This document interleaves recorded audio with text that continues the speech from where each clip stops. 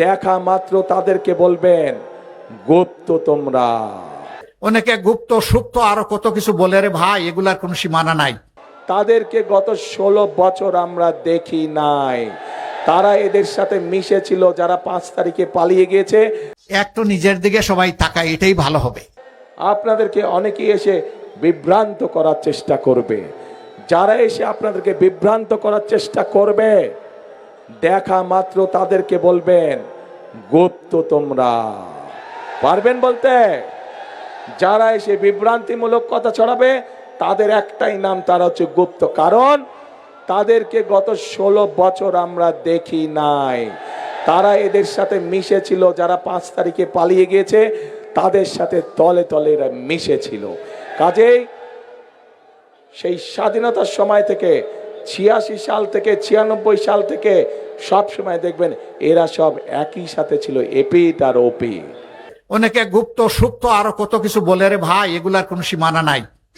নিজেই যারা গুপ্ত হয়ে উদাও হয়ে গিয়েছিল বছরের বছর, যারা মজলুমদেরকে বলে এরা নাকি গুপ্ত আর সুপ্ত।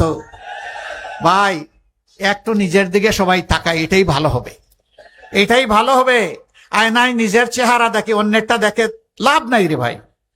প্রিয় ভাই বোনেরা, আসুন আসুন প্রিয় ভাই বোনেরা, আমাদের সামনে শপথ একটাই। কি সেই শপথ?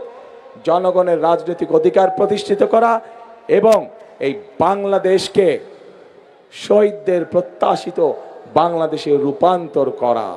যেই বাংলাদেশে প্রত্যেকটি মানুষ নিরাপদে চলাচল করতে পারবে, যেই বাংলাদেশে প্রত্যেকটি নারী পুরুষ নিরাপদে বসবাস করতে পারবে, যেই বাংলাদেশে প্রত্যেকটি মানুষ নিরাপদে রাতে ঘরে ঘুমোতে পারবে।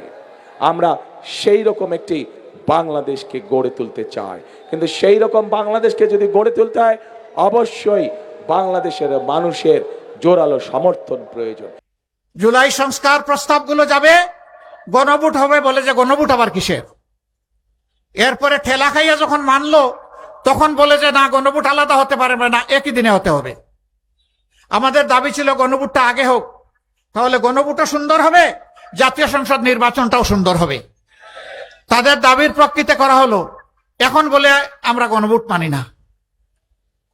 এতদিন চালাচালি করে এখন যখন জনগণ জবাব চাচ্ছে, আপনারা কি নতুন বাংলাদেশ চান না পুরানা ফেসিবাদী বাংলাদেশ চান, আপনাদেরকে আপনাদের অবস্থান পরিষ্কার করতে হবে, তখন তারা গতকাল থেকে একটু একটু বলা শুরু করেছেন।